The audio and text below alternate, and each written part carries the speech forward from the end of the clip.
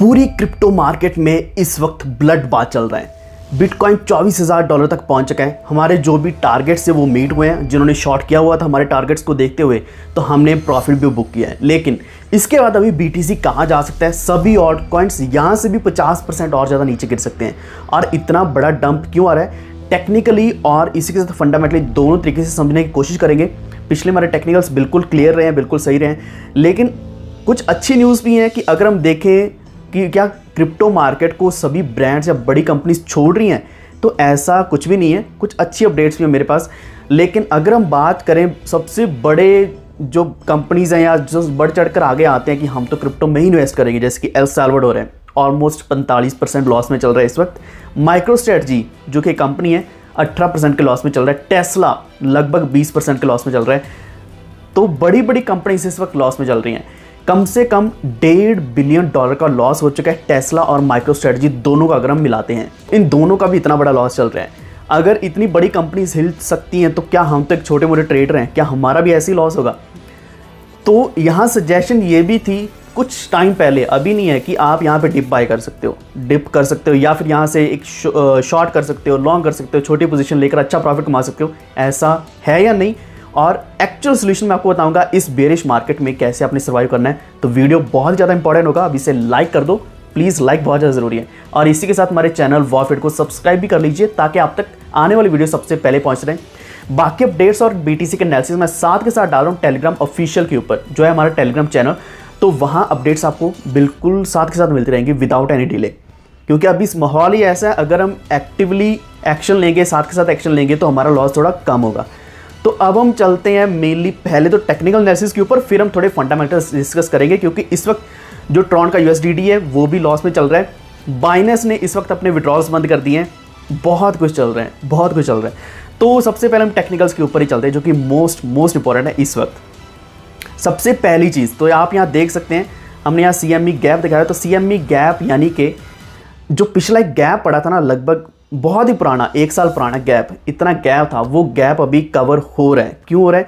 क्योंकि एक इसकी जो सपोर्ट थी करीब $30,500 के आसपास BTC उससे भी नीचे आ चुका है। उससे नीचे आने की वजह से अभी वो बड़ी सपोर्ट तो ब्रेक हो चुकी है, जो हम वीकली टाइम फ्रेम के ऊपर देख रहे हैं।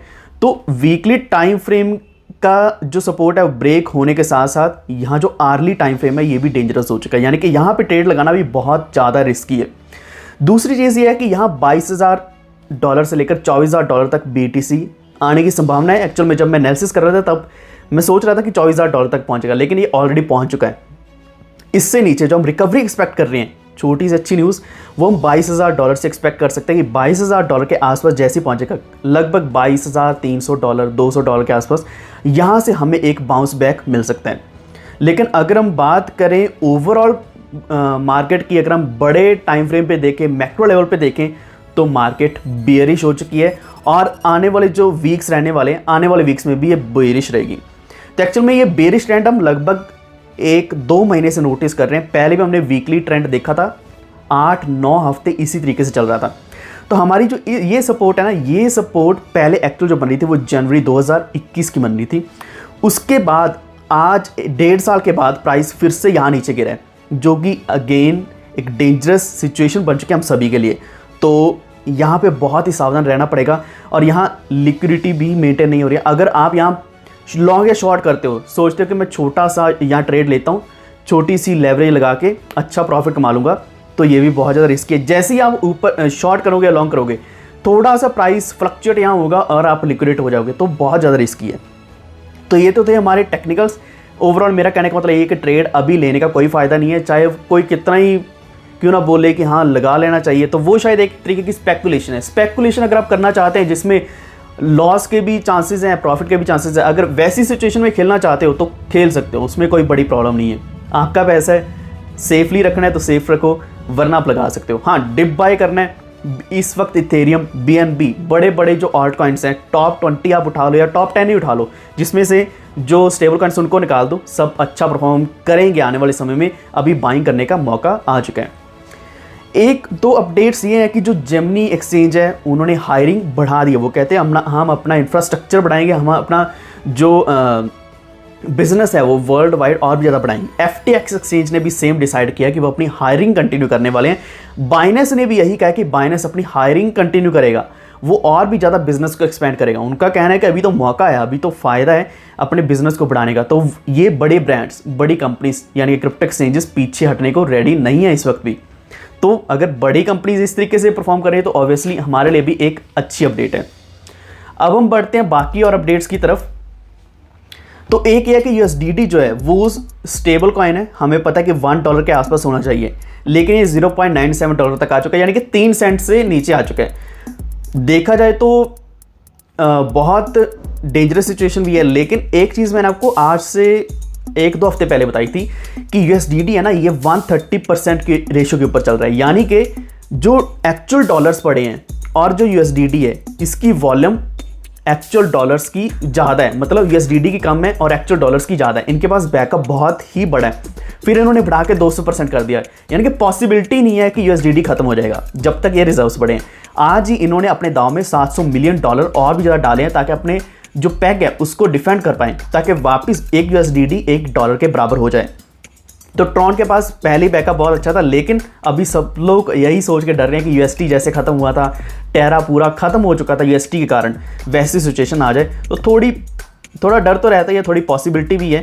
लेकिन अगर हम यहाँ ट्रॉन की बात करते हैं तो ट्रॉन के ऊपर भी सेम सिचुएशन अभी दिख रही है। क्यों ऐसा क्यों है? क्योंकि USDT की जो अभी इस वक्त जो अमाउंट पड़ा है ना USDT के पास, पीछे जो बैक्ड अप एसेट्स है वो 82% ही रह चुके हैं, जिस कारण ये धीरे धीरे उसमें और भी ज़्यादा वॉल्यूम्स इंसर्ट कर रहे हैं। ट्रॉन की बात करें तो यहाँ इसका जो APR है ये 500% नेगेटिव में जा चुका है, जो कि अगेन बहुत ज़्यादा डेंजरस सिचुएशन है। तो इन्होंने $2 बिलियन यहाँ डिप्लॉय किए हैं अपने इस APR को बैलेंस करने के लिए। तो थोड़ा दिखने में वैसे ही लग रहा है जैसे टेरा के साथ हुआ था। UST पहले ख़त्म हुआ, उसके बाद लूना ख़त्म हुआ, और इन्होंने कहा था कि ये कुछ प्लान कर रहे हैं। आई थिंक वो यही प्लान ही ना हो, होना नहीं चाहिए ऐसा, क्योंकि अभी $2 बिलियन इन्होंने ट्रॉन में डाला उसको डिफेंड करने के लिए। तो ये भी बहुत बड़ी चीज़ है। इनके पास इतने फंड्स थे तो इन्होंने डाल दिया। तो होपफुली ट्रॉन रिकवर हो जाएगा, घबराने की ज़रूरत नहीं है। बहुत ही अच्छा ज़बरदस्त प्रोजेक्ट है, बड़े लेवल पे काम भी कर रहे हैं, तो don't worry. And next thing that I wish to share with you is, अभी जो मार्केट में सिचुएशन चल रही है इससे कैसे बचना है। एक तो ये चीज़ है कि यहाँ आप डिप बाय कर सकते हो, पहली चीज़। दूसरी चीज़, आप यहाँ DC कर सकते हो, यानी कि डॉलर कॉस्ट एवरेजिंग कर सकते हो। वो शायद आप बहुत लंबे समय से कर करके थक भी गए होंगे, या फिर अगर आप रेगुलर ट्रेड करते हो, स्कैल्पिंग करते हो, इंट्राडे ट्रेडिंग करते हो, तो आपने शायद प्रॉफिट भी निकाल लिया होगा, तो दोबारा से आप DC कर सकते हो।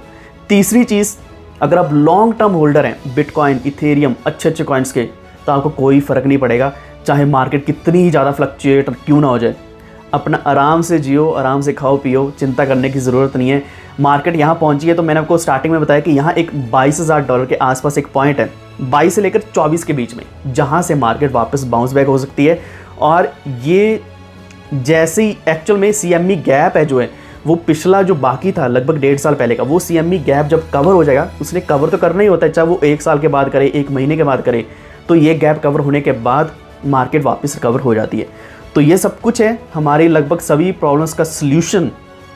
लेकिन इसका जो मार्केट कैप है बहुत ही बुरा दिख रहा है, $1 ट्रिलियन से नीचे आ चुका है, एंड मोस्ट अलार्मिंग सिचुएशन बन चुके हैं इस वक्त। मार्केट कैप जितनी देर वापस $1 ट्रिलियन पे नहीं आएगा तब तक किसी को भी चैन नहीं आने वाला। लेकिन don't worry, I will keep updating you on Telegram, वॉफड ऑफिशियल सर्च कर लो, वहाँ मैं हर एक चीज़ के अपडेट साथ के साथ डाल रहा हूँ।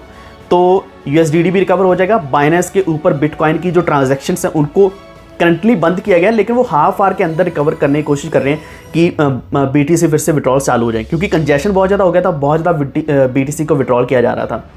तो don't worry, it will be safe very soon. तो अगर आपको इन्फॉर्मेशन अच्छी लगी तो प्लीज़ वीडियो को लाइक एंड शेयर ज़रूर कर देना, और हमारे चैनल वॉफलेट को सब्सक्राइब जरूर कर लेना, ताकि आने वाली वीडियोस अपडेट्स आप तक हमेशा पहुँचते रहें। Stay tuned, stay safe, stay healthy, don't worry about the market. Thank you so much.